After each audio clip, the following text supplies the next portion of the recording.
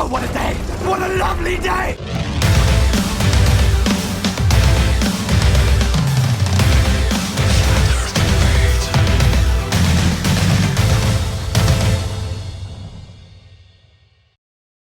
Welcome to Flat Earth Debate Uncut. I'm your host Nathan Oakley, and if you're new to this channel, or you've not done so already, then be sure to subscribe and hit the bell notification icon to keep up to date with the Flat Earth Debate. If you would like to support this channel, there is a super chat that runs alongside each of these shows while they premiere. There's also a PayPal, Patreon and crypto link in the info box below the video. I'm about to hand across to both Discord and Google Plus Hangouts on air, but before I do, I'm going to actually do a quick shout out to all of the people who have supported me on Patreon. So if you can give me a few seconds just to get up their list. Big shout out to Alistair, Billy, Brandon, Brenda, Chow Young Cat, Dank, big shout out to all of you for supporting me on Patreon. David Wayne Foster, big shout out to you. Edwin, thank you very much for your support. Felix, thank you very much. Godrockin, Jeranism, Kirsten, thank you very much indeed for your support. Matt, big massive shout out to you. Michael, thank you very much indeed. Paige, Renee, Rune, Sam,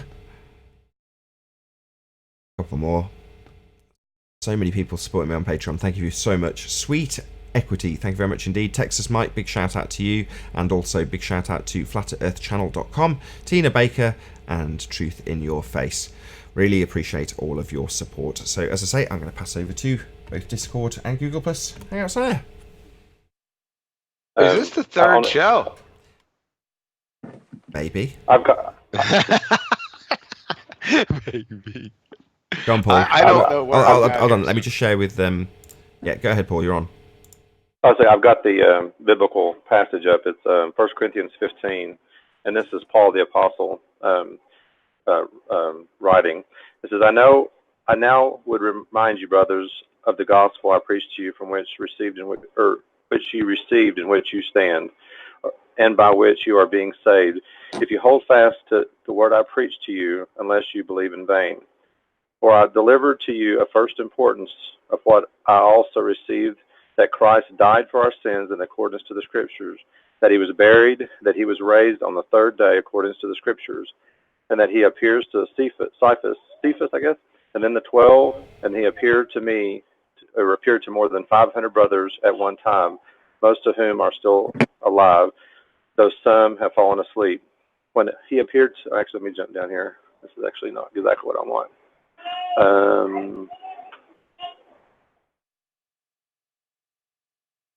Okay, here in verse 14, it says, if Christ has not been raised, then our preaching is in vain, your faith is in vain. So he's basically, if you read this whole passage, he's basically talking about that's if Christianity is not, if Jesus didn't rise from the dead, everything that Christians preach is in vain. That's absolutely true. Do what? That is absolutely a true statement. You can't come on earth and say you're God, and you took a body through a virgin and do all those miracles, and then when you die, you don't rise. Then you're not who you say you are.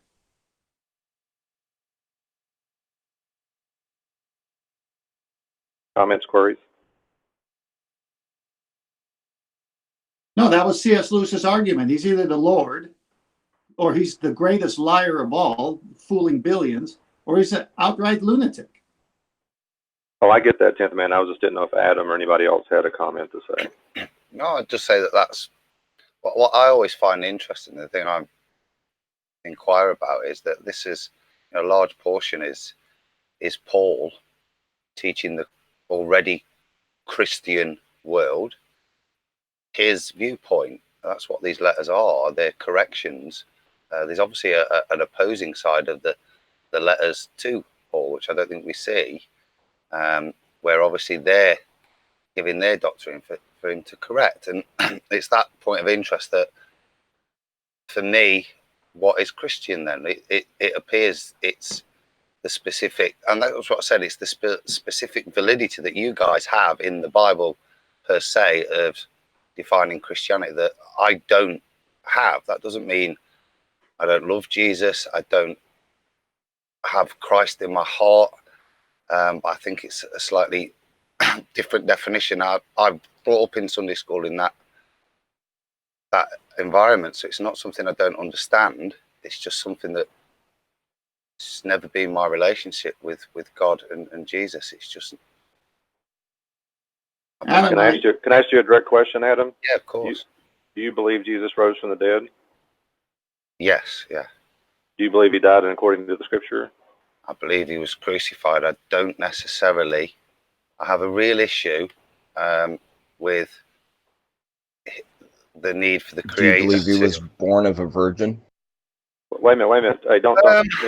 Let Adam. No, I don't know how necessary that is in terms of the Christ and God's magnificence. That is necessary for however God delivered the body of Jesus here for it to be magical or special in some way. I don't think that necessary. I think in some cultures that does.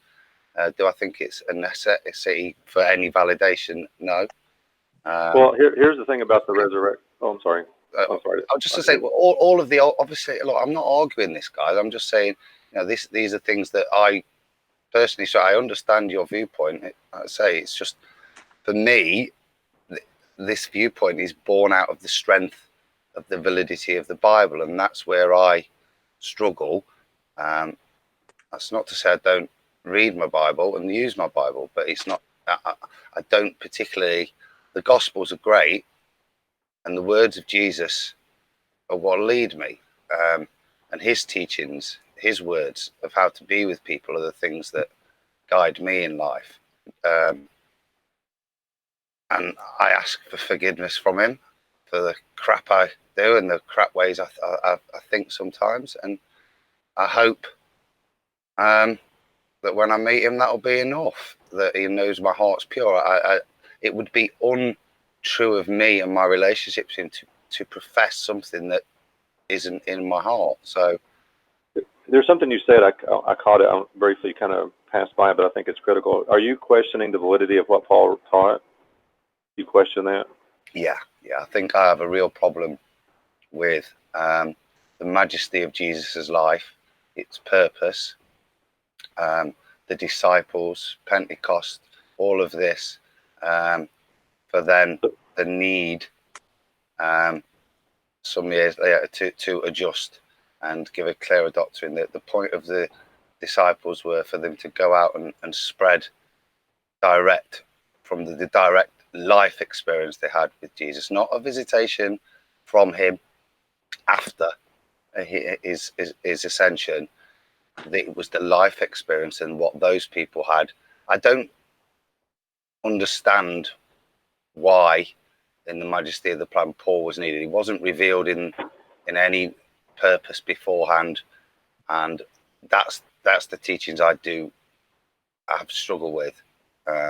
Why do you question Paul's teaching then? I mean, is it just because it's Paul, because it's not written in the Gospels, or? I do think that when I look at, if you're just taking it from a historical viewpoint, that and the sheer volume of the Bible that is his viewpoint, and it is very much a viewpoint. I mean, the whole purpose of the councils when they're structuring this thing is to define a particular viewpoint and to abolish all the viewpoints that are there already. Now that whole creation of the Catholic faith and its oppression and murder and slaughter of other sects of Christianity in the most non-Christian way.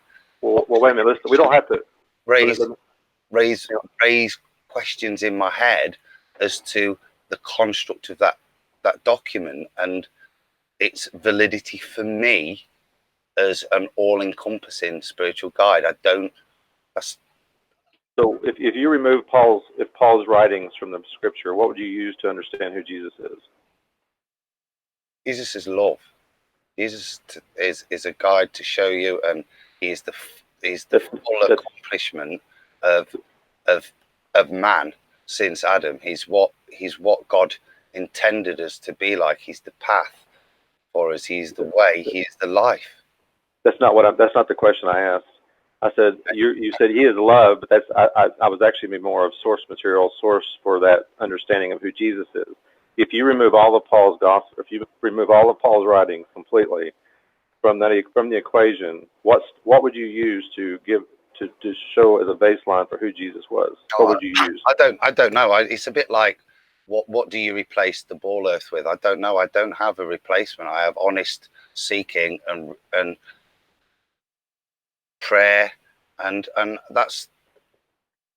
So really, what you're saying then is it's just your feelings and your opinion. You have no basis to validate that. I just don't have the faith in that doctrine and the Bible. It's not. So then, really, technically, if that's the true, if it's all a bunch of hooey, so to speak. No. I don't profess that either. I just say it's not for me. It doesn't resonate with me. I cannot honestly say, no matter how hard I try, that is what I believe, and I don't question other people's belief. I wish I had that. It would be so much simpler for me. It's a very lot about the fact. I wish I believed that. I wish I could. I've tried most of my life. Did you know the passage I was reading from Corinthians is one that even skeptical scholars prove that was legitimate from Paul from that time period historically. So there's a reason I say that is the Bible is historical in its nature, and it falls within historical evidence, and it withstands the test of that. Yeah, then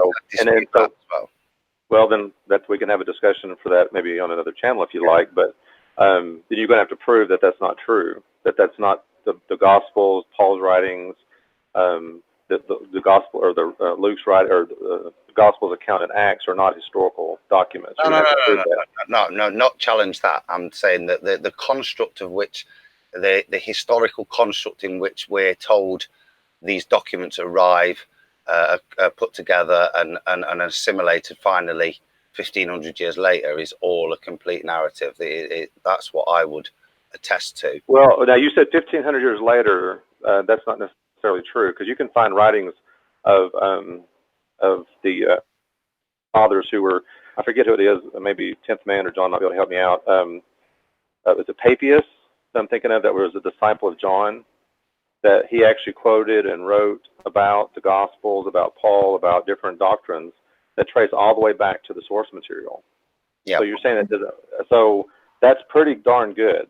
Yeah, but it only traces through a non-verifiable timeline that's only validated at most 500 years ago. The rest of it are just, there is no. Let me try, Paul. And it's that whole timeline of 2,000 years since Christ's reign on it, reign, that is a huge issue, both in terms of, and I'm not talking religion here or any spiritual thing, in terms of straight history. That is one of the hugest problems for me. I know who your next guest should be on history Iron. of flamenco and things like that, and lots of other stuff that really does question the timelines, which is a huge ramble. I know who your next guest should be on Iron Realm Media. Who? Paula. I mean, these aren't. This is a personal chat I'm having. These aren't my. Iron Realm don't have a view on any one thing. So we're all different, particularly on this topic. Well, they should start having a view. Well, they have a view. They all have their own viewpoint on, which I think is the way it should be. I don't want this to start reaching the point. May I comment on some of the things you're saying? I want you to, 10th Man, but I can. It's going to reach the point where I can sense the uncomfortable position that Adam's going to end up in here, because I've been in it too. So don't make him squirm. Don't make him squirm. I've no problem with sharing my personal views with Christians. It's fellowship is lovely. It's much better to talk about Christ and his life for me than trying to convert me in any way. But I'm happy to try and give my misguided ramblings if people want to address it. But it's not something that I haven't applied myself to. So I'm just sharing it with you. But it's so what I take. I'm sorry, I had to step out for a second. What I take from what you're saying is you're having problems with the authentication and the reliability of Paul. That's one part of it. Yeah. Okay. I just, like I said, I stepped out. It was unfair of me to. I just caught that in your last statements. It's a whole big. I was listing a lot of stuff there, John.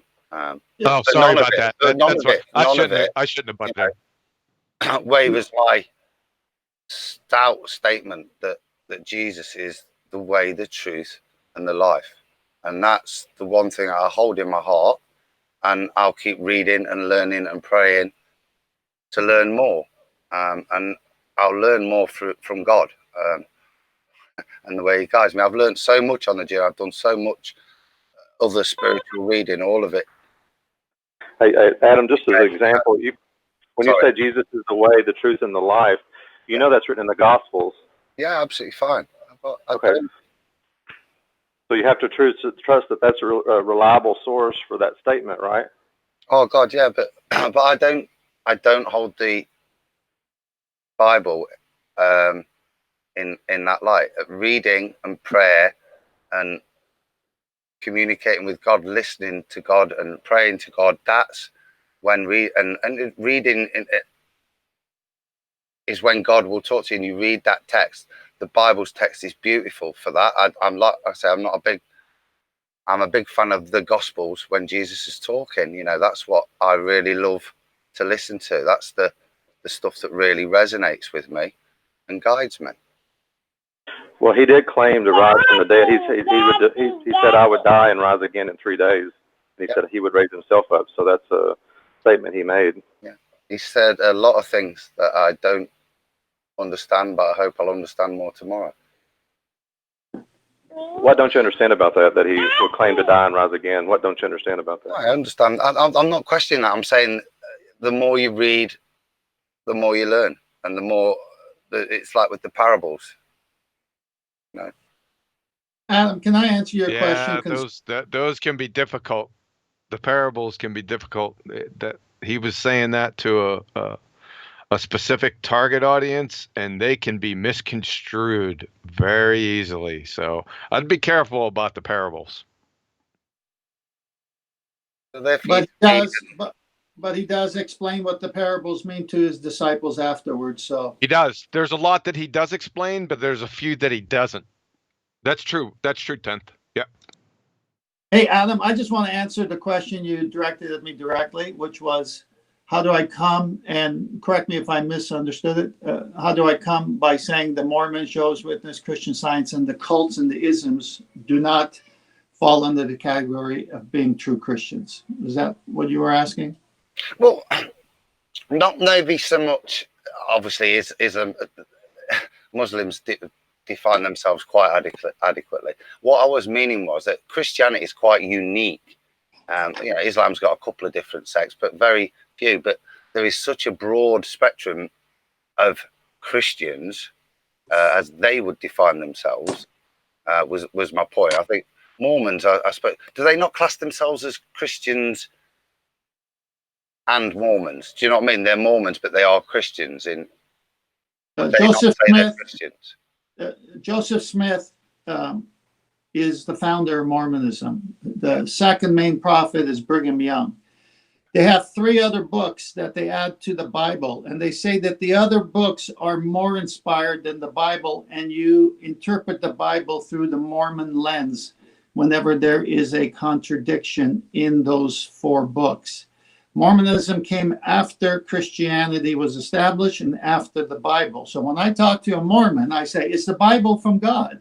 And they always say yes, as far as it's correctly translated. I said, well, who correctly translated? Your false prophets that made false prophecies, and Joseph Smith, whose character at the time by eyewitnesses was dubious, and all of the things that we know about Mormonism that do not jive with the Bible, like Adam, God coming down to earth to have sex with the Virgin Mary to produce Jesus. They go, what?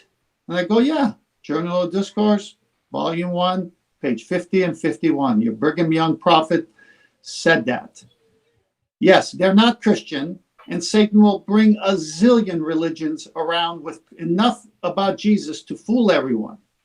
But there's only one true gospel, and that's the gospel of Jesus Christ according to the Bible. Now, the deception is very simple.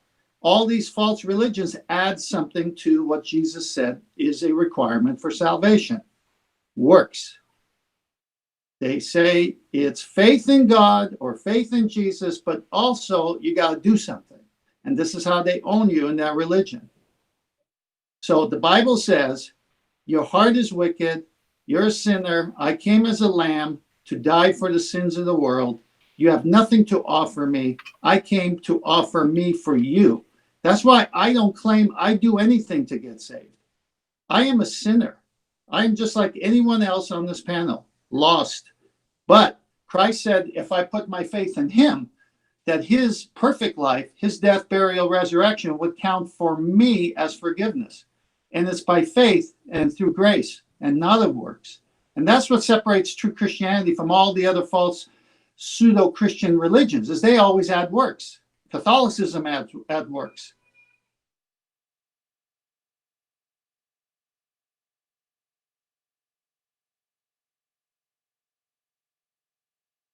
But they'd already got rid of stuff that people had. This is what I'm saying. It seems that the fundamental premise and the difference is the validity of the Bible as a divine gift from God, or... Well, that's absolutely easy to prove. You have the whole Bible for that. You have the Old Testament and you have the New Testament. You have 66 books, over 1,500 years, and over 40 authors, I believe. And they talk about the same God, no contradictions, prophecies of a Messiah coming to a nation called Israel, all being fulfilled, historically true, evidentiary evidence proves this. And God says, in order for you to have me forgive your sins, you have to believe in my son. And Jesus says in the Gospels, and if you get a red letter edition, you can see all the words of Jesus. He who has the Son has life. He who does not have the Son does not have life. There's no mention of works. John chapter 1, in the beginning was the Word, Logos, and the Word was with God, and the Word was God. He was in the beginning with God. Now, the Jehovah's Witnesses changed this and say Jesus was a created being and is a God, a small God. So now they have two gods. Satan will do anything to not allow someone to see the true love of God through Christ. As a sinner, all you have to do is cry out and say, I want to be saved, I want to be forgiven, and I can't do it. I need your son as my substitute. That's the plan of God to save us. It's in Genesis chapter 3:15, the seed of the woman. Right there, God decided he was going to save humankind through the virgin birth in the future.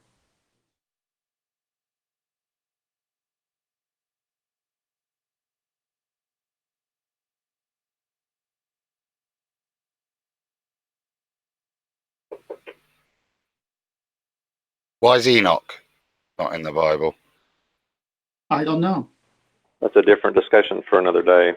No, it goes to the point that I'm going to make, is that, again, that is in the Ethiopian Bible. That's part of their doctrine, and it does challenge some of the Pauline stuff. I think it creates a different paradigm slightly. It makes... Well, I read the book of Enoch. Yeah, it's but my point. So have I. What's the no? Hold on a second. Hold on a second, Adam. You said it challenges Paul? I don't want to go into no. Show. Let me just stay to the point I was trying to make, John, and that is, there's another book that is revered in Ethiopia, one of the founding civilizations of both Judaism and Christianity, and one of the most stringent and well-maintained forms of doctrine, yet they still hold that book dear. So when we talk about the Bible that I'm given, and it doesn't have that bit in, is God lying to those Ethiopians? Has he given them a different set of rules? I don't understand that construct. Why does mine have to be the King James with its disorientation? Does it have to be this version? There isn't now a definitive version. That's my point. Is how true. Why is God lying? Hang on a second. This might help him a little bit. I'm actually sharing something. If you can see on my screen, you see this? You see this at all? Let me just click on that. I'll just say. Okay, so yeah, I'm not going to go into that. This is. Well, wait a minute. This is important though, because it's related to what I mean, and it just look, that requires study. Well, no. This is just an overview, and this is from Wiki, but you can find this in a lot of sources. The reason I'm bringing this up is important. There's a lot of books. Like if you look, this is the different canons for the different religions. You got Western tradition, you got Eastern Orthodox, you got Oriental religion, you got Protestant, Lutheran. You know, you could go through and you can see the different denominations and what they consider. The word canon would be considered something they consider authoritative. If you look, if you were going to focus on anything, I would focus on the ones where there's commonality. Like even right here, you can see there's a bunch where some consider it and some don't. You know, and some say it might be so, maybe possibly. But if you look at the commonalities, that's the one where you focus on, where Christianity, where they have a common thread through the whole thing. And like most of them consider the Old Testament, which is the 5 books of Moses. You see right here at the top. You can see the Judges, the Kings. It's all similar. You got Nehemiah, Ezra. You've got Esther. You've got the Book of Job, the Psalms. You've got Proverbs, Ecclesiastes, Song of Psalms. You see Isaiah.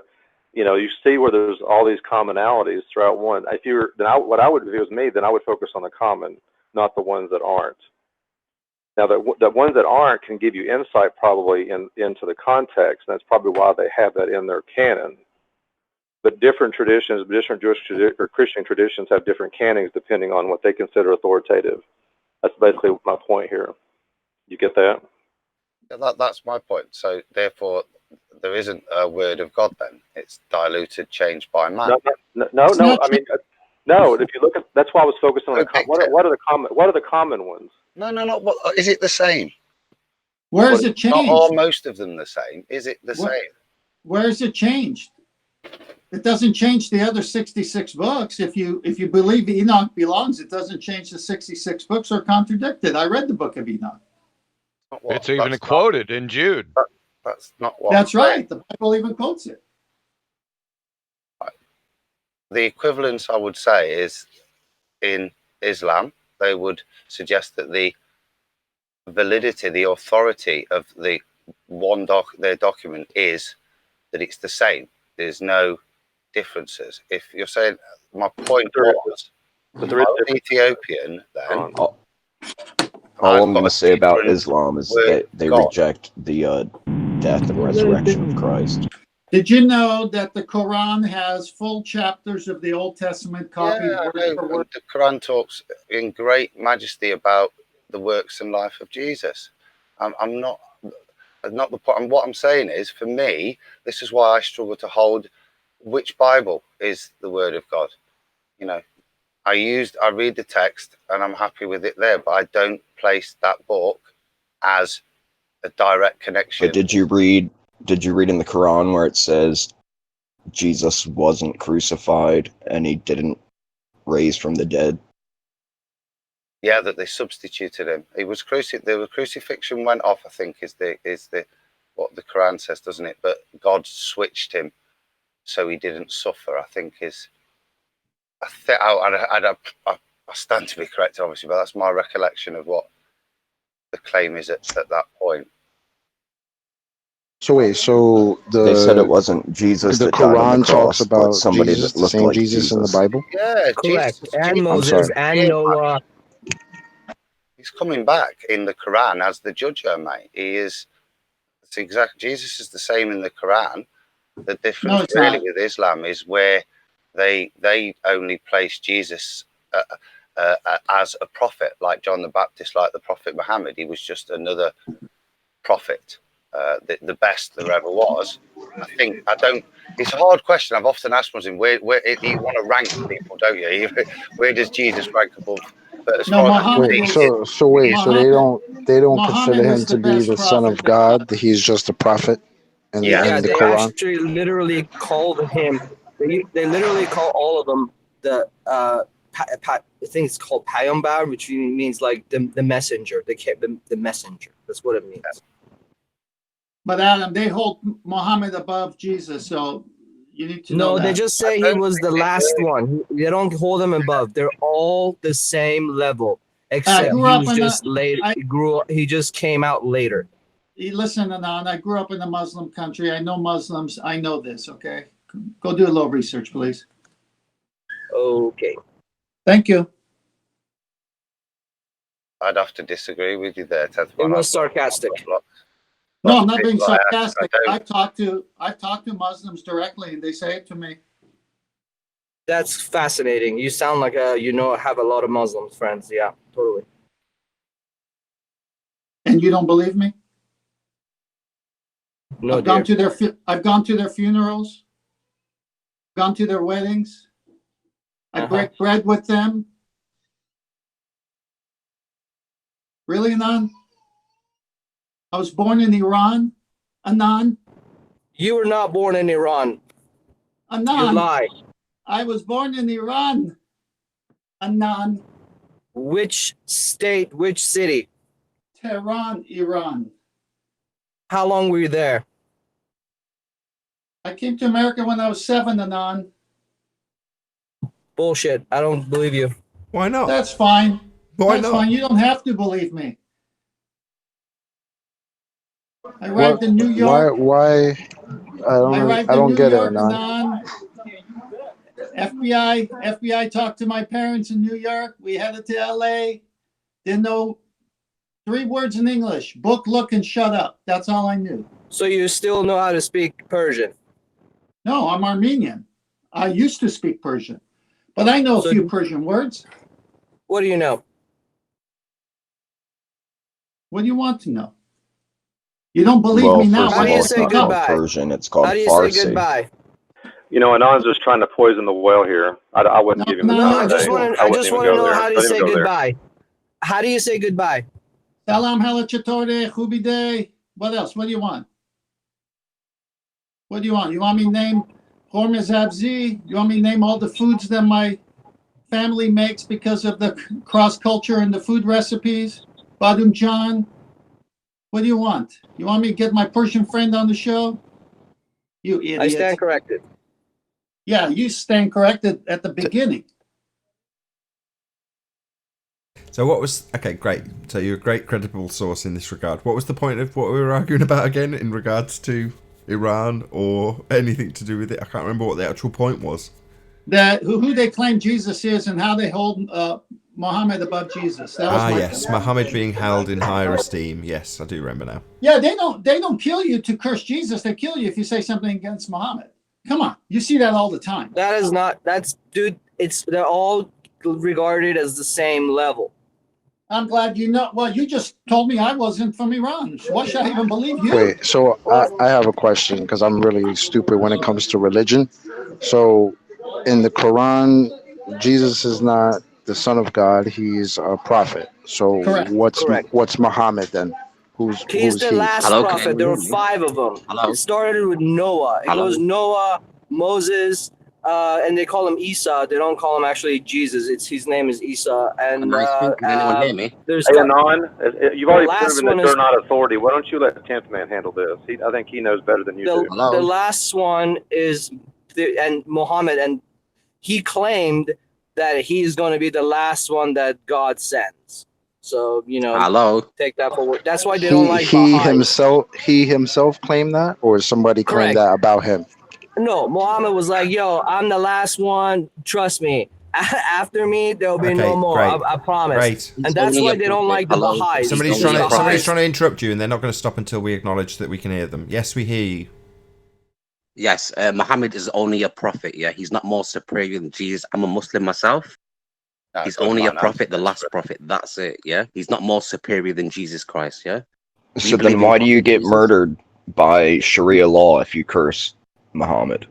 Because people are backwards. They would be just as offended. People are backwards, God, everyone shut up. Should not be, hold on, sorry. Hold on, my friend. Hold on. I need everyone else to be quiet around you, so unfortunately I've got to shut you up because they're all interrupting you. I just want to hear the only Muslim who is on the panel giving us the answer. Please go ahead, my friend. Okay, so in the Eastern world, right, you get killed for slating the Prophet Muhammad only because people are backwards. That's it. You should only be killed in that aspects of things if you curse God. That's it, not Muhammad, not Jesus, not Moses or anything like that. Only if you criticize God or, blasphemy. They call it blasphemy, don't they? Yeah. Now, cursing Prophet Muhammad, I don't class as blasphemy, or I don't class cursing Jesus as blasphemy. You guys would class it as because you think he's a son of God. I mean, I don't believe he's a son of God. I just see him as a prophet, just like Muhammad is a prophet, Moses is a prophet. There's hundreds of prophets, but Muhammad was the last one who revealed the Quran, which is for the Muslims. Yeah, we believe in the Old Testament, which is one of the books of your books. We believe in Psalms. We believe in, I think there's 5 holy books we believe in, yeah? But they've all been edited. They've all been changed. So we believe in the Quran, the final revelation, yeah, basically, yeah? And that's all we follow. But 10th man, just addressing your comment before, you basically stated that we see Muhammad as more superior than Jesus. We don't actually believe that. I mean, if you look in the Quran, Jesus is mentioned more in the Quran than Prophet Muhammad. A lot more. Yeah, we have a lot of love. I mean, even Mary is mentioned more than Prophet Muhammad. So 10th man just addressing that. I mean, we don't see him more superior. Well, the Quran does acknowledge the virgin birth, but it doesn't acknowledge, it completely rejects the death and resurrection of Christ Jesus. Yeah, but we believe Jesus is going to come back on the day of judgment. We believe that. We believe he comes back, on the last days. We believe he comes back and he saves us. We don't believe Prophet Muhammad is going to come and save us. We believe Jesus is going to come and save us. We believe exactly the same thing as you do in that aspect. Hey, isn't he supposed to come with someone else? Isn't Jesus is accompanied by somebody else? Yep.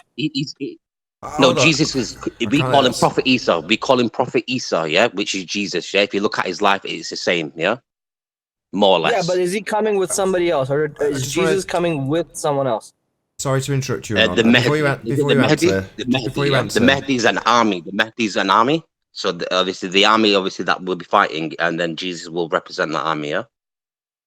Just want to just clarify something for me, if you will. Jesus has an army of angels. Hold on one second, my friend. No.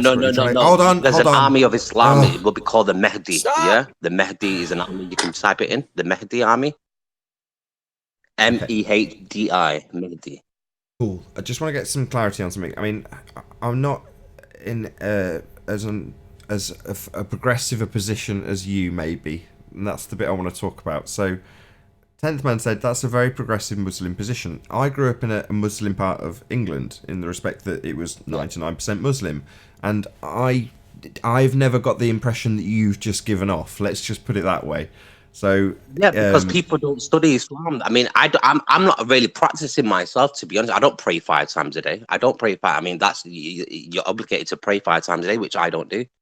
You know what I mean? I drink, I smoke a bit of weed, but I'm not practicing Islam like I should be practicing. But I still know what you should and shouldn't be doing. But people just follow culture. I mean, that's where the problem lies, is with culture itself. You know what I mean? So you're saying that the position that it appears, from at least my perspective when I was growing up in Birmingham, was that as 10th man describes it. I'm not trying to back his position in regards to it being correct. I'm just saying that's how it presented to me, being around Muslims from my childhood. I mean, people will love Prophet Muhammad more than Jesus. If you talk about love, but he's not more superior. He's not more he's not better. But people love him more. I mean, that's totally different. I mean, we love Prophet Muhammad more than Jesus, but we don't see more superior. He said the word superior, which I'm addressing. He's not more superior. He might be loved more, but he's not superior then. Okay. No, that's where the clarity lies. No, that's perfect. That makes things make a lot more sense. Thank you. He's loved. He's loved more by Muslims. He's not superior. I mean, that was the word he used, superior. Thank you, Arnold. Can I ask why that is? Why is it that Muhammad is loved more than Jesus? Just probably because of the the hadith. If you look at the hadith, I don't know if you read any of the scriptures of the hadiths. I mean, it goes into depth about what Prophet Muhammad did in his life, a lot more than just the one book of the Bible, or just the Quran itself. I mean, there's loads. How? There's hundreds of these books. Sorry to So it interrupt. goes into How and also many people did Muhammad heal? How many people did? Muhammad heal. I'm not going to quote anything. How many people did Muhammad raise from the dead? I don't know. He did not have any magical tricks. I'm guessing. He did not have any magical tricks.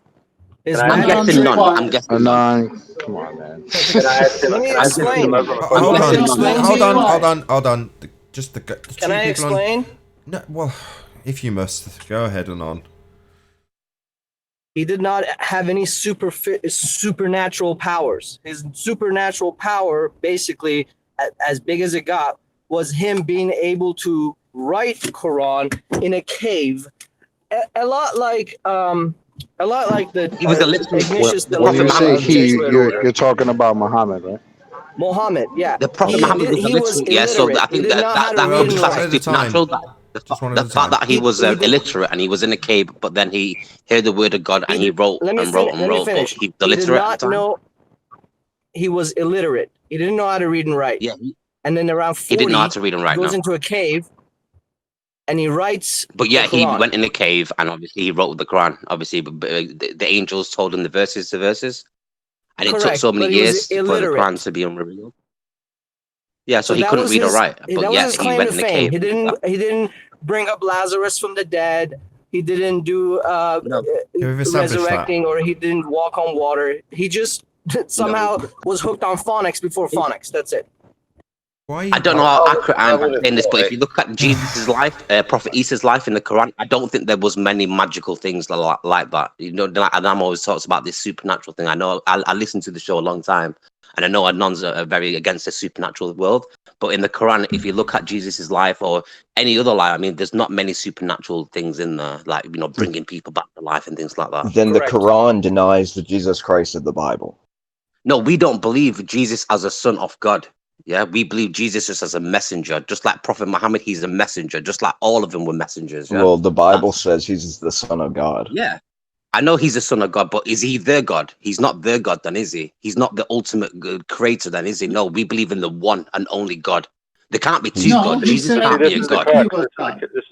Do we have to have a Christian versus Muslim argument about the Trinity? No. What I'm trying to say is that there's going to be differences, but you ultimately believe that there's one God. And so does Islam. That's what I'm trying to say. I'm agreeing with you. I'm just saying Jesus can't be, just because he's a son of God, he's not a God. He's not the creator then, Jesus. He claimed to be God. There can only be one hang on a second. There can only be one creator. We both can claim that there's one God. Where we differ is the nature of this God. That's where we differ. So we may be talking about a God, but which God is correct?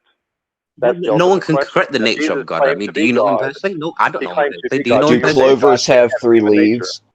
Well, there's 3 people talking. Yet it's still one clover with 3 leaves. Let's just save the equivalents. Hold on a second. Do you want to just make the end of your statement, Paul? And then hopefully, what's your name? The only Muslim on the panel. Maz. Mazar's my full name. Maz is fine. Maz. Maz. M or N? Say Naz or Maz.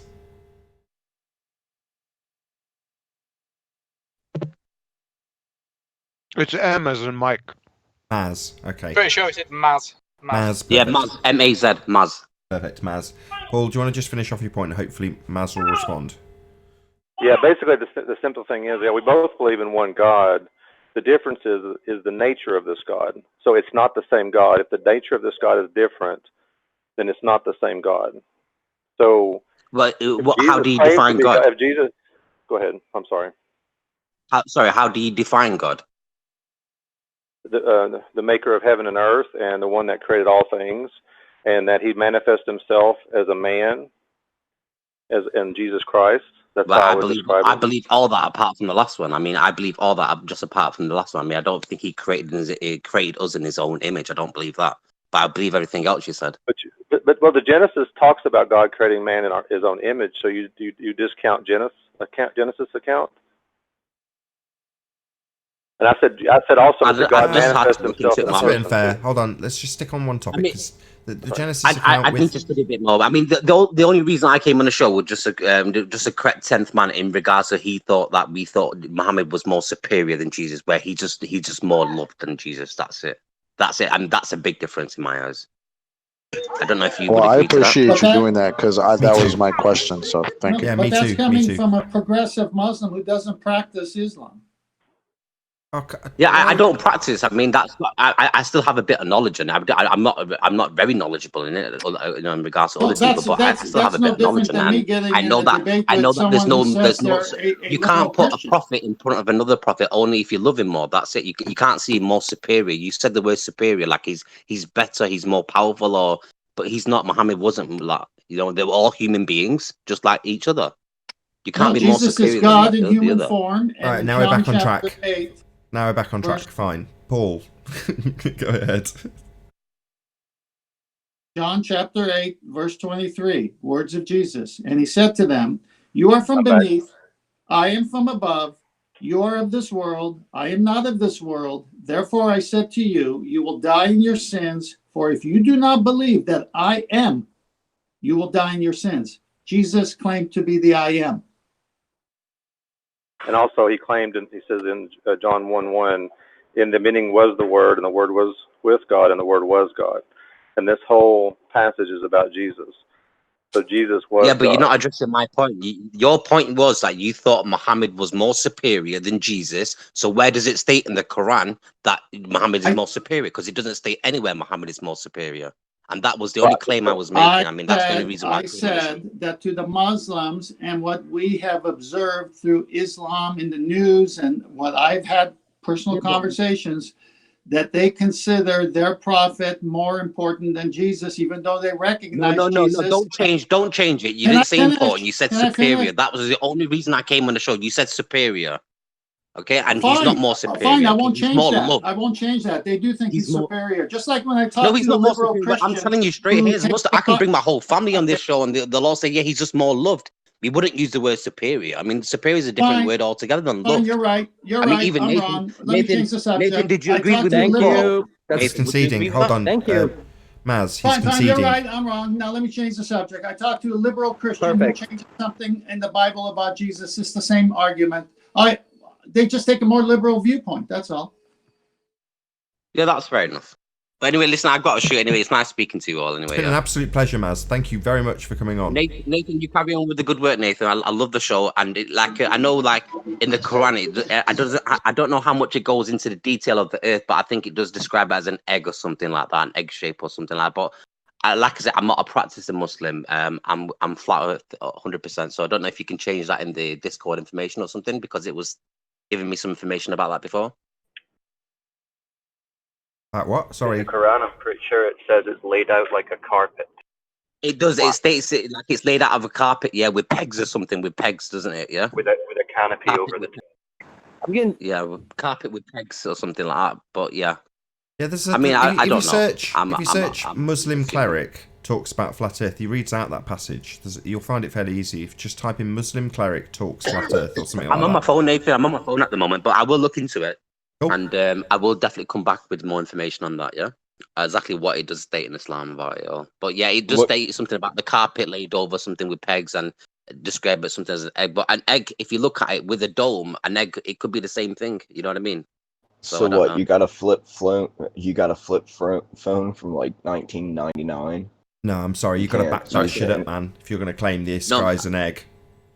If you want me to read it out, I've got the bit. If you're going to claim it as an egg shape, yeah, then you have to look at it as a dome, but you can't describe the shape of the earth. I mean, I know you can't, me personally, but yeah, but that's how it is states in the Quran. But yeah, like I said, I'm not practicing myself, so yeah. Thank you for joining. But nice to meet you. Hopefully we'll see you again. What were you going to say, Nathan?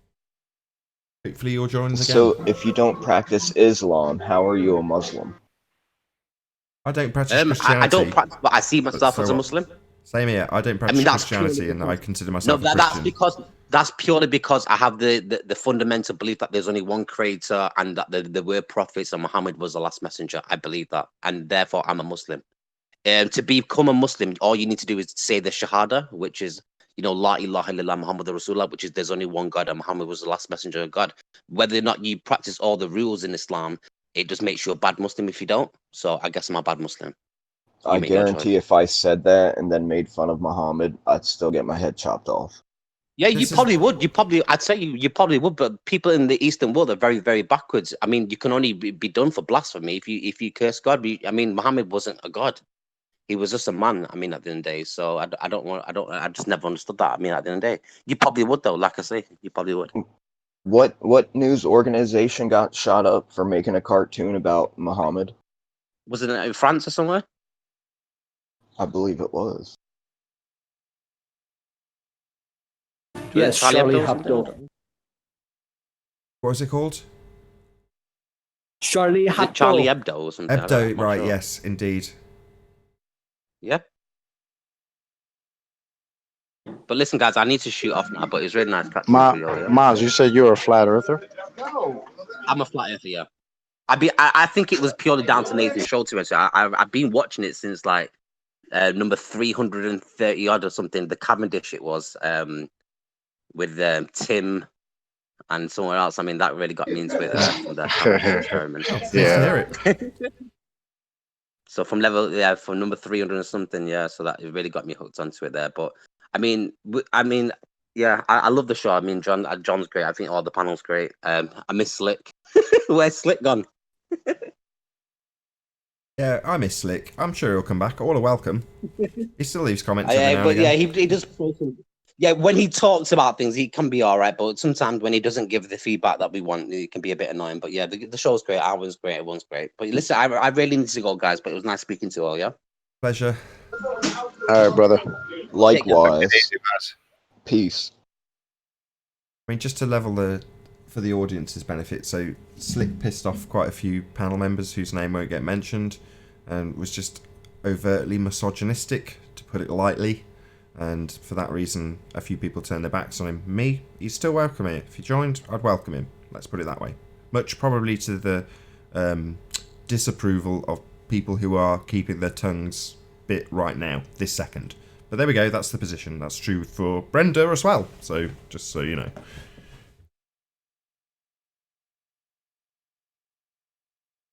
Well, I didn't mind Slick too much. Good. I was just going to say it was a fun theological afternoon, guys. Cheers, and I'm going to head off as well. But have a good one, guys. Adam. All right, Adam. Get stuff. Adam. Yes, John. Get stuff. Oh, I love you, brother. Bye, mate.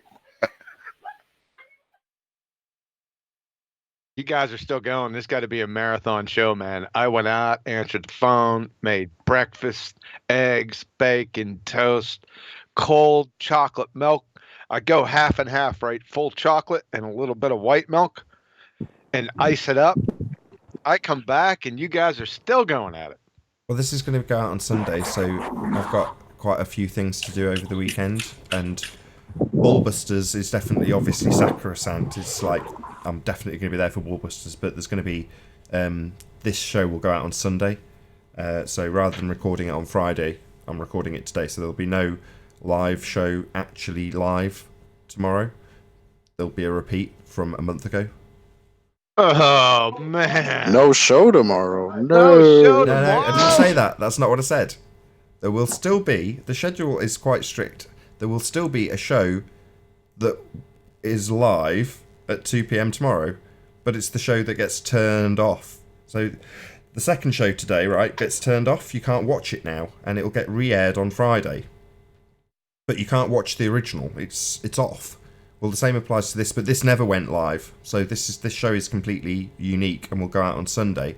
But rather than recording this on Friday, I'm recording it now. That's why it seems like a marathon show, but in reality, this show's only just been going for about 55 minutes. Makes sense. 4 more hours. Hey, can I say something? No. Push can, go ahead. So we were talking about what the Muslims think about flat Earth and whatnot. The reason why, well, I don't want to go back. I just checked Martin Litka. I learned that from you, Nathan, or I heard about him from you. I subscribe to his channel. His videos are very, very, very long, but I listened to one of his shows a couple of days ago, and it was about the Muslims and the flat Earth. Now, I used to work at a car wash like 20 years ago when I was in college, and I used to work with a couple of Somalis, and these Somalis, when they would pray north, and I remember going and making fun of them and saying, "Bro, Mecca is to the other way. You need to head east. You can't look north." And they kept laughing, and they're like, "No, we gotta look north." And I thought they were just retarded. But come to find out through this Martin Litka video that there is this whole thing about a gate. I forget what he called it. There's a name for it. And that's the gate. Every like a Muslim house or place of worship has this apparent gate. And this is where you face, kind of like a flag. This is where you face to do your prayer. And that's supposed to point to Mecca. And then Martin was putting that. There is like, if you go to some certain Muslim websites, they have like a chart where it tells like what part of the world you're in and then where to point it. And if you're in North America, you're pointing north. So they're literally using and it's using the azimuthal equidistance math on their website. So that's why he was facing north, because he was going across. They were right, and that just was kind of mind blowing for me. Cool. I have a question. How old were you when you attended college? Because you said it was 20 years ago. Yeah, I'm pretty old.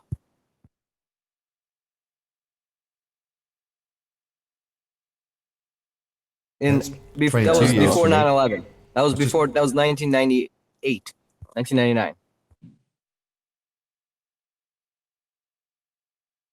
Yeah, so you're a year older than me then.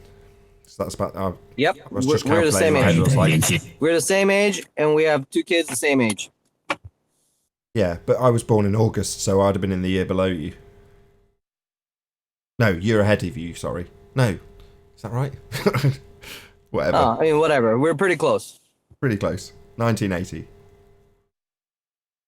Yeah, it feels like you gotta be 30 years old or older to get this flat Earth. If you're under 30, you just can't. It's gonna take a while. Yeah, we had a guy on the other day in the pre-show. His 10th man dropped already. He's still here, 10th man. I'm here. There was a dude here, wasn't there? That was Bino. He's 17 years old. He's at university. Right. More power to him, man. That's great. So he didn't even see the last century. You know what I mean? Not century. Is that right? Yep. Yeah, century. Yep, you're right. It's century. Actually, millennia. Yeah. As if the dating structure is probably right. I think it's probably out by about 1,000 years. But that's a different subject. Yeah, I think 1,300 years. That's what I recently come to find out. History's just a whole pile of shit. Bingo. Bingo. Did Anon find out how they measure wavelength yet? No, but did you check Master B did you check Master B when I pasted that image of your photons in swimming pool? I had to bring it up. Did you see those photons in the swimming pool? Hold on. Sorry, I had to bring it up.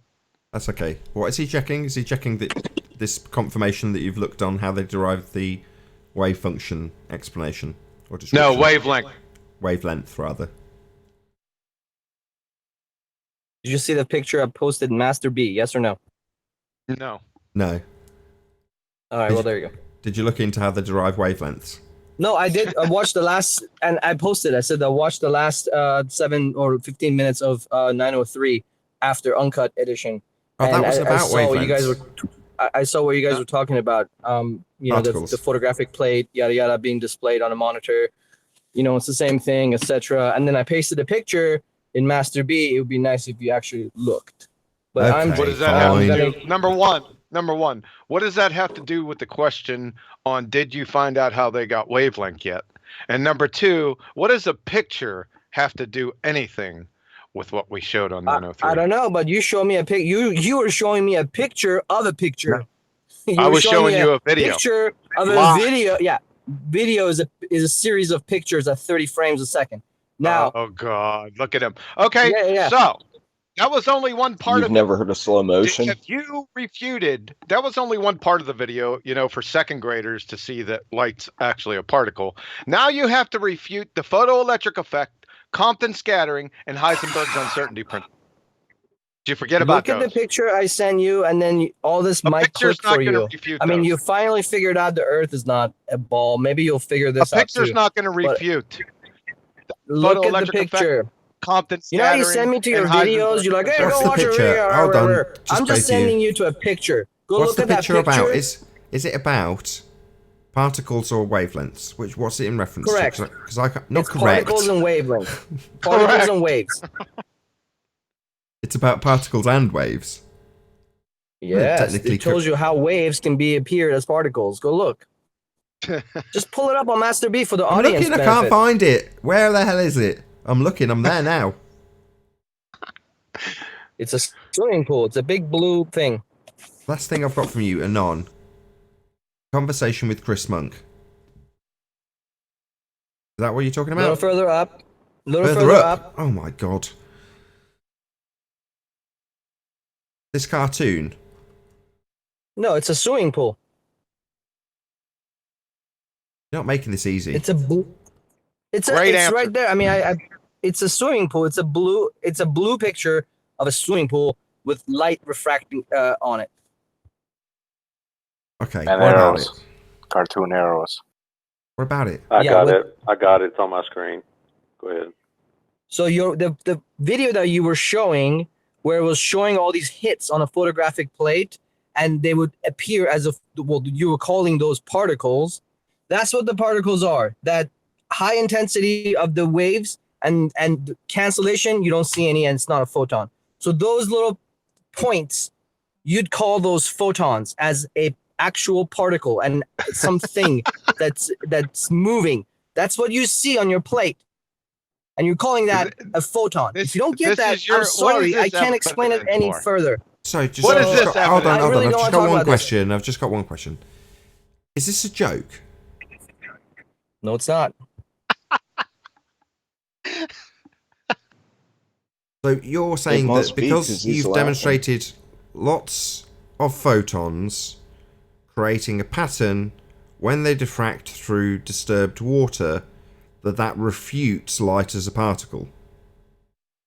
What I'm saying is what you're currently looking at is akin to looking at that photographic plate or looking at the CMOS, which transforms that information into an image that you see on your monitor, where you guys were talking about, oh, is it the same thing? Yeah, it's the same thing.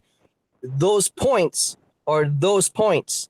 That's what you see, the wave interfering with each other, with itself, and creating high peaks. And those show as little high intensity peaks, and you think it's a photon, but it's just a high intensity peak of waves interacting with each other. Sorry, you're seeing the effect of actual ripples or waves? Yes, live. Yeah, but they're like physical. Light, waves. You're seeing how light interacts with the physical wave. No, what I'm saying, this is what a wave looks like when there's lots of waves and they interfere, and at some portion of it they peak, and some portion of it they cancel each other out. I get it, but you've missed the subtlety of what I'm pointing out. They're actual physical waves, and you're saying when the light interacts with these actual physical waves, this is the pattern they produce. And you're saying because of that interaction with the physical wave and the pattern it produces, that means that the mathematical wave function derivative is actually a wave. That's what your argument is, right? No, I never said anything about a mathematical wave function derivative. Right, I know, and that's why I said it, because you still haven't gone and looked up where you get wavelengths from, have you? No, but I see waves on my kitchen wall. Correct. So I don't need to find a formula of how they're made. If look at here, I don't know what the formula for making what the frequency of these waves are. But when I can tell you do, it's a wave pattern. But if you did, you wouldn't put this shit up. No, it's a perfect demonstration of what you see on your photographic plate. It's No, it okay. isn't. I don't. Okay. No worries. I If it's a gotta- perfect, listen, no I worries. gotta- Let me ask a question. I gotta- Let me ask a question. Sure. If it's a perfect equivalence, I gotta head out. can you, with that setup, right, that you've got on this demonstration that's Paul sharing, right? In this setup, can you produce it where it only shows one impact, like one discrete particle hitting a photographic plate, just one? Something that wouldn't be derivative and give you the mathematics to derive the wave function. But that's a different point. Could you replicate this scenario with only one, what you call an equivalent impact on a photographic piece of plate?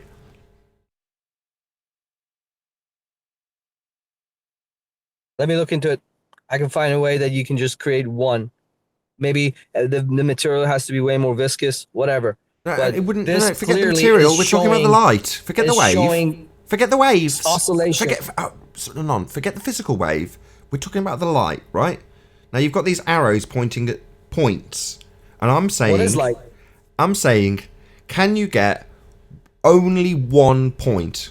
Now, obviously, if it was a single photon, right? Once it's impacted on the photographic plate, that's it. That's the end.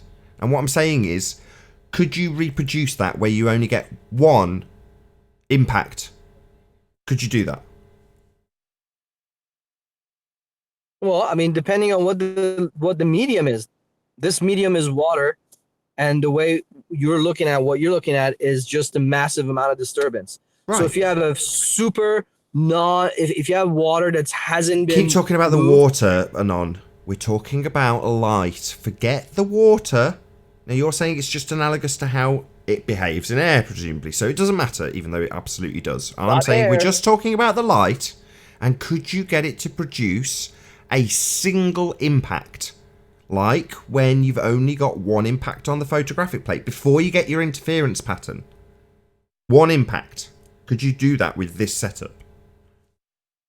I don't think so. You couldn't fire for a split second a very controlled laser to fire only one discrete chunk of light through the water to hit the bottom? I mean, that's not... The thing is, you with the laser, are you sure you're just sending one?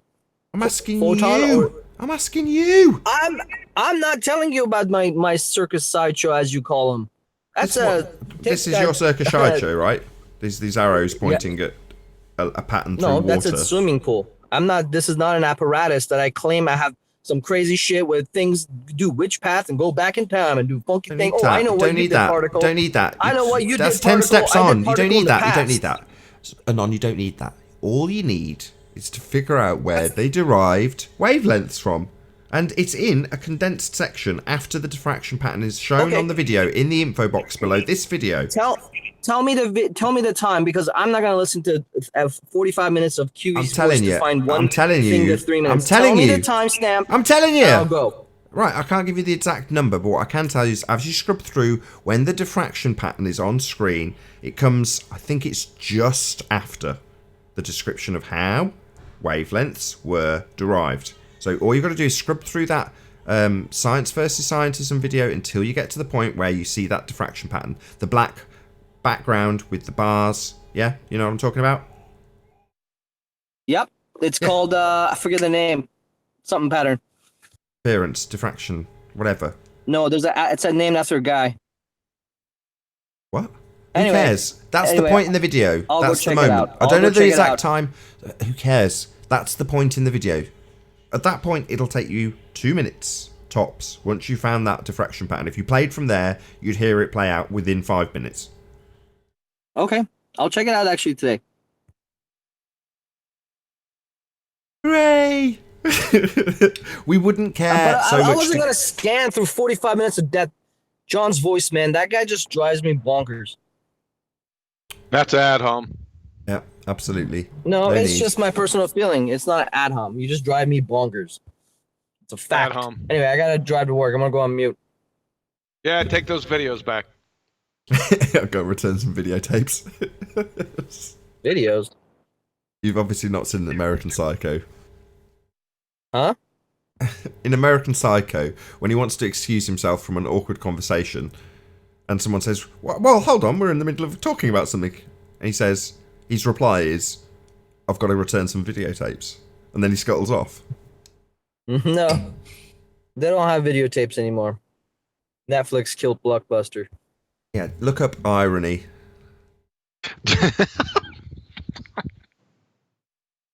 This is not ironic. Is irony a wave or a particle? Concept. It's neither. It's Jesus himself. It's Jesus reincarnated. Came back from life. From dead. Don't go lowbrow. It's information.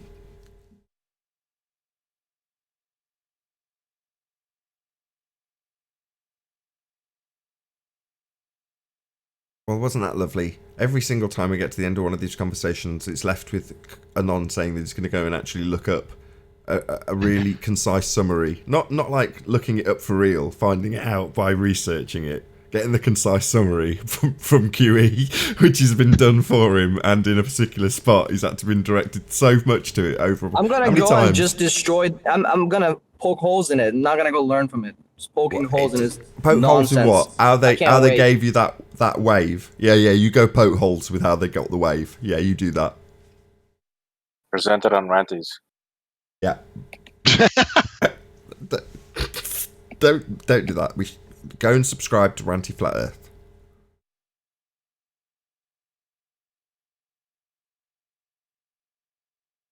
Like how Brenda automatically assumed that we've all watched a video on Ranties. I watched Adam and I watched Spurs. I watched you. I watched Spurs just for a little bit. I couldn't. He had great graphics though. Oh yeah, his graphics. I said that to him when he joined the show today. For anyone watching on Sunday, 2 days ago, I said, "Oh, well done for all the graphics," pointing out how gas pressure needs a container and there is gas pressure. Or every graphic just demolished. I think he's like taking a leaf out of their book, but not the Globus book, but not quite getting how they do it. In other words, they kind of concede your point in the opener of what their gambit is, but then crap all over it, even though they've declared your winning argument as a disclaimer, like to get around it. So without giving. No, Ballbusters has already gone out and this isn't even live, so who cares?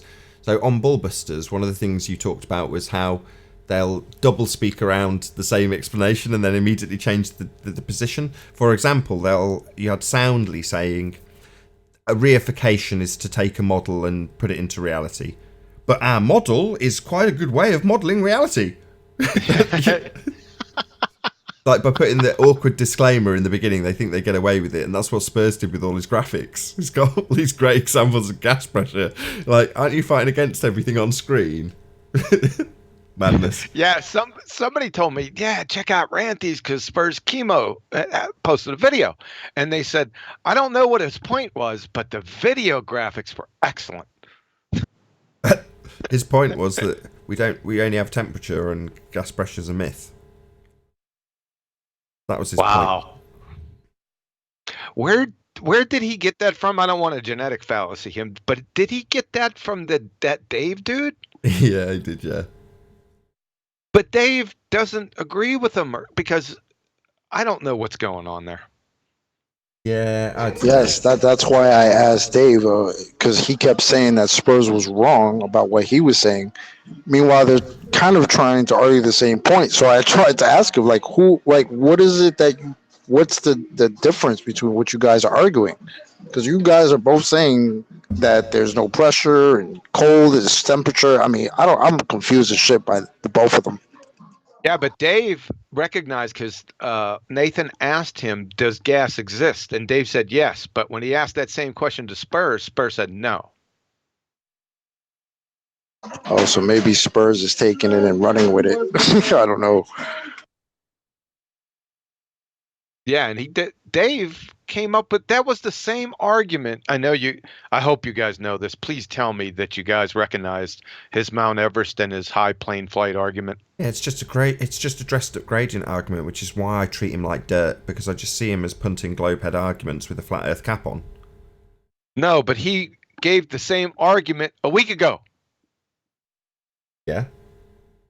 Yeah. That's what I'm saying. You guys were asking him questions about this. He brought the same points up a week ago that we demolished, and Yeah. then everyone started all over again. Well, I have a question for him. I have a question. Well, didn't we already go over that a week ago? Yeah, this whole deja vu thing you're not quite used to, are you, John? No. Yeah, you'll get used to it. Trust me. Having the same conversation with sometimes the exact same person is a common occurrence on Flat Earth debate.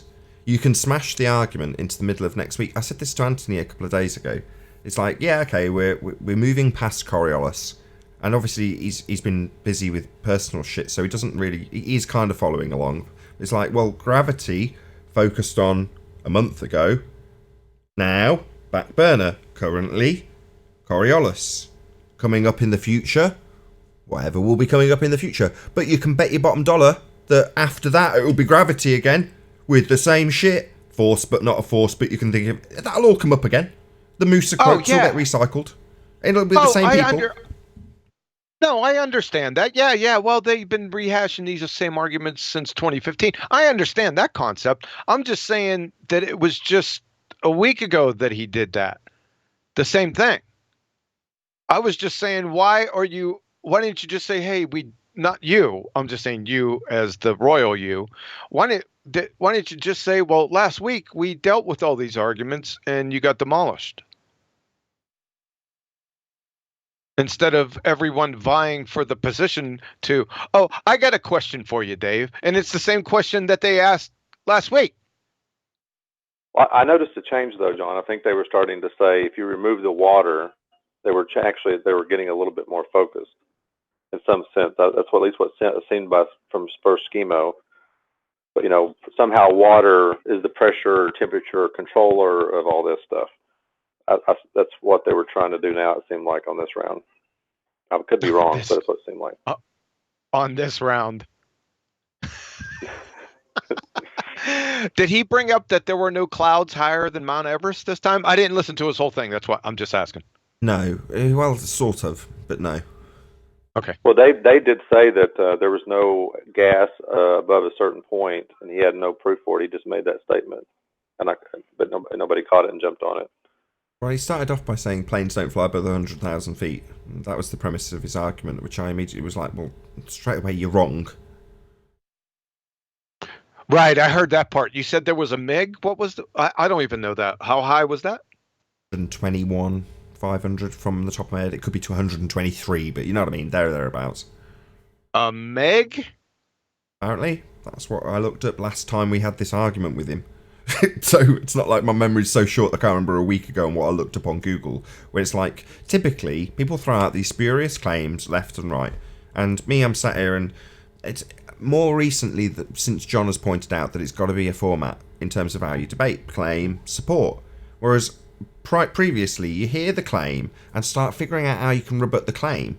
And it's not necessary. Is the claim actually correct? So in that instance, planes don't fly above 100,000 feet. And I thought, I'm sure they do. Google search it. And you look through all of the lists of planes that have flown above 100,000 feet. And if I find the highest number that's not a rocket, or a balloon. And the highest plane was a MiG that I could find at 120-something thousand. And you're like, okay, so straight away, horse shit. Your premise is flawed. And if that's the basis of it, and then when that got pointed out, it's like, oh, well, I'm just saying in general terms. No. You're specifically going to tell us what the sky is in a minute, aren't you? Is that a video? Is it a MiG-29 Fulcrum?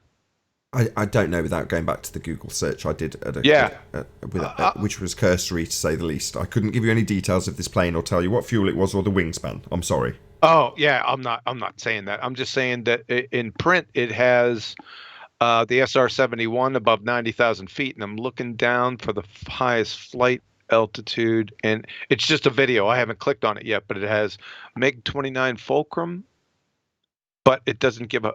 I'll just click on it. Hold on a second. While you're looking that up, John, didn't the U-2 go pretty high too? The U-2 plane, and it had the large wingspan because it had to go so high. U-2 spy plane. Yeah, it's not much above 100 though from memory. Again, this is going on a list I looked at a week ago, but yes, it is very high. I'm looking it up now, so I'll see if I can find something.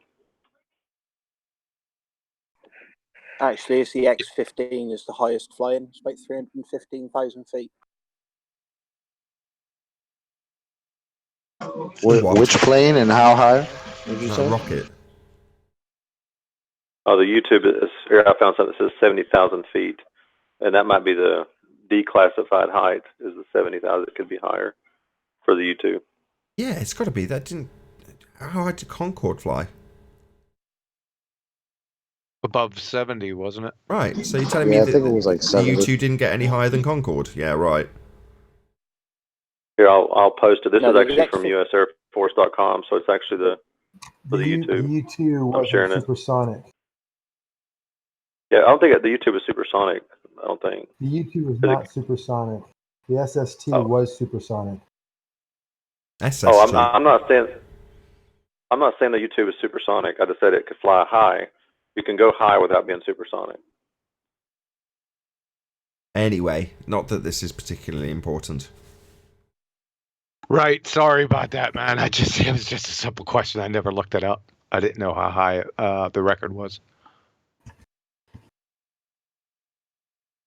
Yeah, if you want to watch a boring movie that looks like it's going to be about space, just watch The Right Stuff, where they just, prior to NASA, they're just detailing what they did in terms of their experimentation, in quotes, with the sky. You know, how high could they go?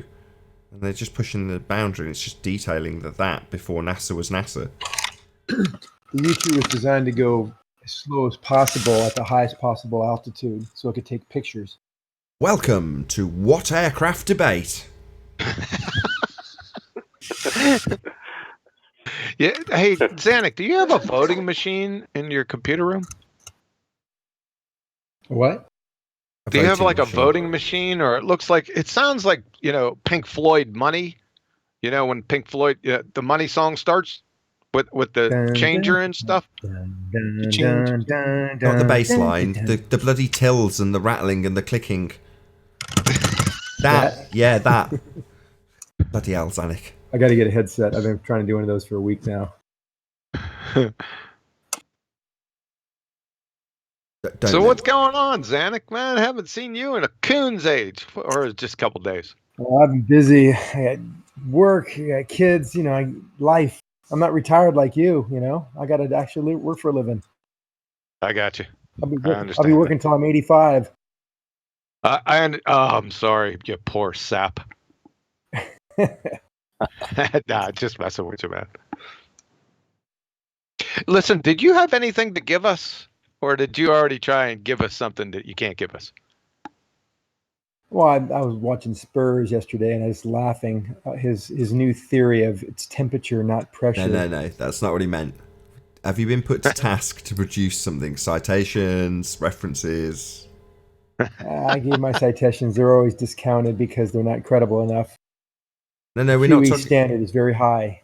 Not the ones we know about. So where you failed to produce a citation where gravity that's not a force gives rise to a force, we're talking about anything further to that outstanding. Response. Is there anything further to that?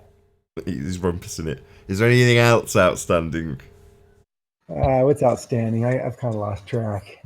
Yeah, that's why we're asking you. Yeah, because we lost track too. I forgot. There might not be anything. Yeah, I think Zanuck is clear right now. I don't remember anything outstanding because the gravity giving rise to a force, that's dead, and he killed it himself. Well, gravity. Until next month, it can be thought of as a force, and then the PhD agreed that we're getting into the semantics of what the definition of is. My definition is correct. No, we're not. And semantics is very important in communication. Well, the definition of is. Which president used that? Right. Which president? Wasn't it Clinton? Who was it? Was it Clinton? Clinton. Yeah. Was it Clinton? Yeah. It depends what. Yeah, that was a Clinton. Your definition of is. Sexual relations with that woman. The fact remains. I mean, it's all in the spirit of defining these apparent but still real, not that fictitious force means fake. It means from our frame of reference. So yeah, I think we all understand. I love it. Your cognitive dissonance, Zanuck, is beautiful. Really? Yeah, you just Thank wound in how a non-force, fictitious force, is really a force and an actual force from our vantage point, all in the same sentence. I mean, that is cognitive dissonance on another level, man. How do you do these mental gymnastics? It's in the language, right? It's in the language. Double speak, mate. Yeah, double speak. Yeah, double speak language. Yeah, it's also a law of identity violation. No. Last time we got into this, you squelched me. So let me finish. We squelched. You're an army man. Here we go again. You're not gonna let me even finish. So a fictitious force doesn't mean it's a fake force. Doesn't mean it's like not real. What does fictitious mean, Zanuck? Again, here we go again. Fictitious can mean fake. It can mean not real. But in the sense of science, fictitious force, a term, remember, it's not just the definitions of the individual words added together. Fictitious force means from your frame of reference. From another frame of reference, it might not be real, but from your frame of reference, it could be very real. I.e., an example, centrifugal force, Coriolis force. Those are fictitious forces, but they're very real. Coriolis is not a force. It's a fictitious force. It's so when you say it's real, and they describe the deviation that you observe, and I understand you're saying you observe it, therefore it's real. But when they describe that deviation, why do they describe it as an apparent deviation? Why would they use that word then, Zanuck? In your non-inertial frame of reference, there's an apparent deviation. You actually see the deviation. It is very real. The force can be very real. Oh, very real. I'm confused now. Why would they call it apparent if it's very real? That's confusing. From an inertial frame of reference, it's not real. Do you understand the difference between the two? Wow. Yeah, that's where John pointed out that you've got a law of identity violation. No, that's you not can't true. be both So real. force. Hold on, let me just spell it out, Zanuck, please. Go on, let me say it. You can't be both real and not real. That's not possible. Because you don't understand fictitious force. No, I do understand fictitious force. Not actual. That's what fictitious means. Not actual. Same as apparent. Apparent force also means also. You're just rumpusing me while you've laid at my door that I don't understand what fictitious force is, and I detail what a fictitious force is. You rumpus me. It's very unfair, Zanuck. Come on, play fair. Yeah. Not actual. Oh, he's doing it again while I detail what it is. What's the problem, Zanuck? What's the deal here? What's the dealio? Yeah. I'll explain it to you. Third time lucky. Not going to get to do it. Not actual force. Apparent being the same. Not actual. So not actually real, as you seem to think, but not actual. Apparent means not actual. Fictitious means not actual. So I do understand what fictitious means implicitly. You have a grasp of the definition of the word fictitious, but you don't understand fictitious force. It's a different term altogether. Let's do it again. Like we did the other day with Coriolis. Went round and round in circles with Rumpus and Brenda telling me I don't understand it. No, it was Kosho. Was it Kosho? It's clear you don't understand it. I'm trying to help you, but you want to disrupt Tell him again, Kosho. Yeah, tell me again that I don't understand it. Yeah, so fictitious force, because you're saying, oh, it's fictitious you understand, but fictitious force you don't understand. Yeah, a fictitious force is a not actual force. It's strange this, because all I've seemed to have done is add the word force on before and after. So fictitious, as I described it before, is now got fictitious force described as a not actual force. Yeah? An apparent force is a not actual force. So again, I understand this implicitly. No, you don't. You're confused. No, I'll try again. Let's try again. I keep telling me I don't understand it, so I can make it really clear that I do. An apparent force is a not actual force. Tell him again, Zanuck. Tell me I don't understand it again. Fictitious force is a real force in the non-inertial frame of reference. It's a fake force in the inertial frame of reference. Law of identity violation. Yep. Not it isn't. You don't understand the difference between a non-inertial and inertial frame of reference? The frame of reference isn't what we're arguing. Wait, Zan, can I ask you a question? Go on. This is the term. Wait, so in It's the the purpose of the inertial term. reference frame, isn't the ball traveling straight in the inertial reference frame? Yes. Right. But in reality, isn't it actually going straight? Here's reality. It only appears to deviate because you're in the non-inertial reference frame, right? It appears to deviate because you're in the non-inertial frame of reference. Yes. Right, appears, but it's actually going straight. No. From your non-inertial frame of reference, it very much curves to the right. It very much has a force. Yeah, but that's because you're moving to the right. You're curving, so it Correct. appears to curve, right? Yes. Yeah, appears means not actual. No, it actually, from your frame of reference, it goes to the right. From your frame of reference, but if you're outside that frame of reference, it goes straight, and that's actually what it's doing, right? No, actually, again, from what frame of reference? There's two actuals here. No, there isn't. For example, It's actually going there's straight. no two actuals, bro. Yeah. Sorry. It's actually going straight, regardless of what you think's happening, because it's not the ball that bends, Zanik. It is you on the non-inertial reference frame. That's what a non-inertial reference frame is. There is no ball. Not the ball that bends, Zanik. People always mock what they don't understand. Zanik, is the ball going right? Oh no, or a are you going cliche left? as an argument. In the non-inertial frame of reference, the ball takes a right from your non-inertial frame of reference. It takes a right. No, it But doesn't. does it actually take that right? doesn't. Or when it leaves your hand, is it actually moving straight? No, you move right. You are the one moving.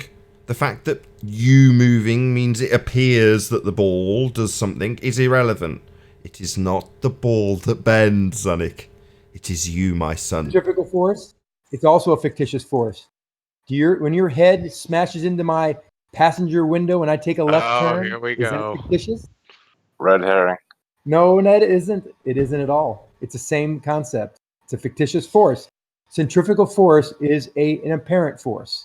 Your head hitting the window is centrifugal force. No, it's not. It's the force that you are propelled forward, and then the frame of reference, if you want to call it that, the car, turns around the velocity that you are moving in. So you're just still moving in the same velocity. The car changes direction and you don't. That's why you hit your head. It's not because of the apparent force. The actual force is what throws you into... Listen, the actual force threw you into the car. From the inside. You being pushed, actually pushed forward. No apparent force caused anything. Actual force caused things. In the non-inertial frame of reference, that is an actual force. Yeah, and the actual force in the case of Coriolis effect is you throwing the ball in a straight line. What it appears to do afterwards is irrelevant. The only actual force applied to the ball made it travel in a straight line. What apparently happens, who gives a shit? From a non-inertial frame of reference. Yeah, who gives a shit? What actually... We're talking about the ball. happens We're talking about the ball. Is there a force on the ball? Yes, if you had it on a Hot Wheel track, No, hold on. there is no force on the ball. No force, because there's no curve. So while you're saying it's an actual force, because you see a curve, wrong, dingbat, it's not curving. There's nothing to make it curve, because it's not. Right, it's going straight. If you had a There's Hot no Wheel force track making from it the outside curve. of the merry-go-round to the center, and you let the Zanik, ball with go, the there'd be freaking force Hot Wheels acting on track, the Hot Wheel man. track. A apparent force. He needs to be beaten. Very with that real Hot Wheels. force. You could have springs on it, and it would be deflecting the springs. That is a force. That Zanik, is what you'd see. when I'm on the merry-go-round and I throw the ball, is the ball actually curving when it leaves my hand? Yes, as soon from No, you complete retard. No, it doesn't, man. Are you kidding? No. The Come ball on, travels. Zanik. Come on, Zanik. Work with me here, bro. The ball travels in a straight line, but because you turn underneath, it appears to curve. That's what's described as the apparent force. But there's no actual force because nothing's actually curving. It's travelling in a straight line, you dingbat.